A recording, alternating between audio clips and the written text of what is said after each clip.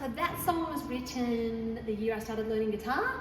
It was written in the summer of 2020, 2021, and I started Zoom guitar lessons during the first COVID lockdown. And that one's pretty self-explanatory. It's about some poor old woodland nymph or mountain nymph that is waiting for her lost love.